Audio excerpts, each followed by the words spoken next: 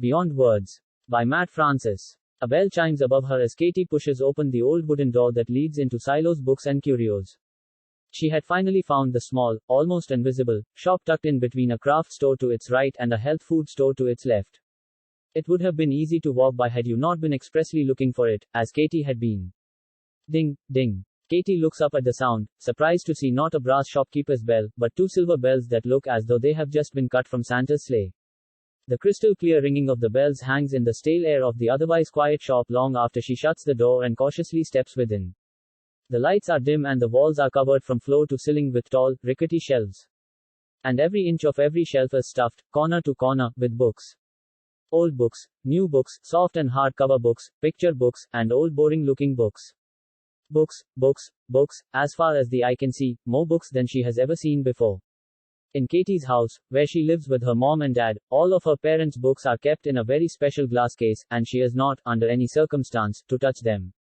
Her mom says they are precious and to be treated with respect and that she can read them when she is older.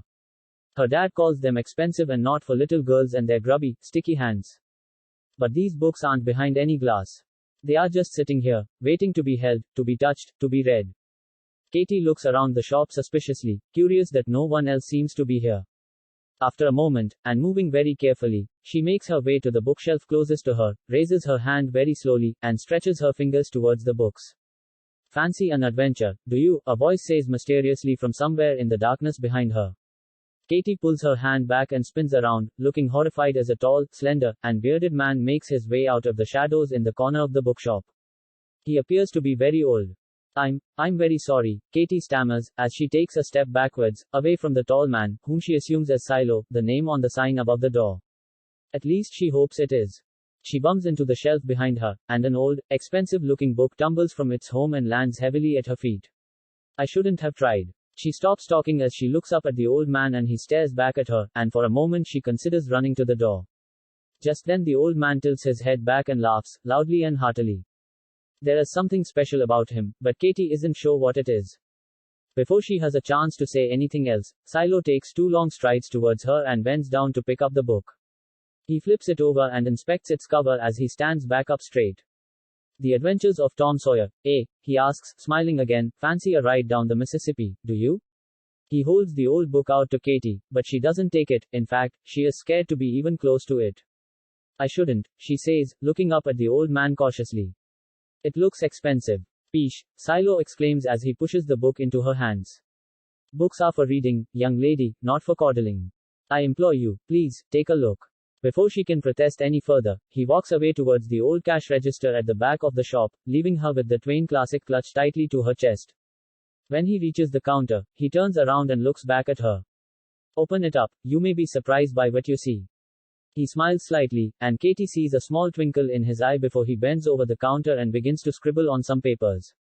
She watches him for a second longer before returning her attention to the book still clasped in her small hands. Very carefully, she opens it at random, somewhere in the middle. What she sees next makes her gasp in surprise. In the middle of the page, where Katie expects to see words, and sentences, and paragraphs, there is instead something that looks like a cross between a picture frame and a small, rectangular television set. At first she thinks it is a picture, but when she looks more closely she sees that it is moving. She can see a large river and after a moment 2 young boys on a small wooden raft paddling along the shoreline. She moves her face so close to the page her nose is almost touching it as she watches the small raft bounce along in the current. The boys on the raft turn and wave, smiling widely at her. You could join them, if you like, Silo says quietly from across the room. Katie looks up from the book and sees that the old man is looking at her again, a smile on his face. The twinkle in his eye is still there. What do you mean? Katie asks, glancing between Silo and the book, watching the boys continue to make their way down the Great Mississippi. I mean, you could dive right in, he says, take part in their grand adventure. It has only just begun. She says nothing for a minute as she continues to stare into the book, watching the boys she holds in her hands make grand plans for their day. After a minute, she looks back up towards the counter. I can't swim, she says shyly, as she carefully closes the book. I'd be too scared to try. Well, that's all right, the old man exclaims as he bounds out from behind the register. He rushes past Katie towards a bookshelf on the other side of the shop. He pauses there, one hand on his hip and the other on his chin as he looks up and down the rows of books. AHA. He cries and reaches high above his head and snatches another book from its home. He hurries over to her holding the book out in front of him. Have you ever wanted to explore the cosmos? The what? Katie asks incredulously, looking up at him with a questioning expression. The cosmos, he repeats, space. He stoops down and holds out the book. It is the most chewed up, dog-eared, poorly treated book Katie has ever seen, but she is able to read the cover, faded though it is. A Wrinkle in Time by Madeleine L'Engle, she reads, looking up at Silo as she carefully pronounces the author's name. Madeleine, yes, perfect. He flips the book open and once again Katie sees, instead of words, a small frame with something inside of it. She peers carefully inside and sees 3 young children, 2 boys and a girl, standing at the edge of a forest in the dark, appearing to be scared but also relieved as they look out at a large house just past the trees. As Katie watches, the young girl turns and gives her and the old man a small nod and a little smile before returning her attention to her friends. The 2 boys don't seem to notice them. You could tag along if you like. Meg, Charles, and Calvin are traveling the galaxy, trying to save their father. I'm sure they would be happy to have you. Katie watches the page for another moment as the 3 children leave the forest and head towards the large house. Then she turns and looks up at the old man again. I can't go to space, she says, looking nervous. I haven't brought a coat with me. I would be so cold. She wraps her arms around her shoulders, as if she could already feel the freezing, desolate vacuum of space all around her. Not a worry, not a worry. Silo says, and the old book snaps closed in his hands, causing dust to fly up in the air between him and Katie. He places the book on top of a pile of others, sitting atop a very wobbly, spindly-looking table. He then begins to turn on the spot as he surveys the shop, hand once again on his chin, fingers weaving delicately through his beard as he does. After a moment he crouches down and pulls a book from the lowest shelf. Now here is one that may be just a little bit warmer if that's what you're looking for, he says with a wink, as he hands the leather-bound book to her. Katie takes the book carefully from his outstretched hands and looks down at the cover. It is very old but in remarkably good condition. It is black, with large, gold-embossed letters on the front. The Jungle Book, she reads, running her finger over the name, feeling the gold beneath her fingers. It's beautiful. Just wait until you get inside, Silo replies, grinning at her out of the corner of his mouth. Moving very slowly and being careful to touch only the edges of the pages, Katie opens the book. At first she can't see much of anything at all, just a dense forest, tree after tree covered with a thick blanket of green leaves and vines. Slowly but surely, however, the jungle starts to thin and before long she can see a clearing ahead. There is a stream with a fallen tree lying across it. Suddenly, a young boy, wearing only a small loincloth around his waist, Katie averts her eyes for a second before remembering it's a book, hops onto the log and begins to walk across it, holding his arms out for balance. Right behind him, a large bear follows. He doesn't look like he is chasing the boy, but just following along. Taking up the rear, a large, black panther prowls nearby, looking as if it is just out for a leisurely stroll. It certainly is beautiful, Katie remarks to Silo, who is still standing beside her, high above her shoulder, as he also peers into the book. He says nothing, but points down at the page, smiling. As Katie looks back, she sees a giant python winding its way down a tree towards the 3 friends. It turns its head slowly to look at Katie and the old man before flicking its tongue at them. Katie snaps the book shut. Snakes? I can't stand snakes, she says, pushing the book quickly back into Silo's hands. I could never go on an adventure in a jungle. I see, Silo replies, with no hint of disappointment on his face.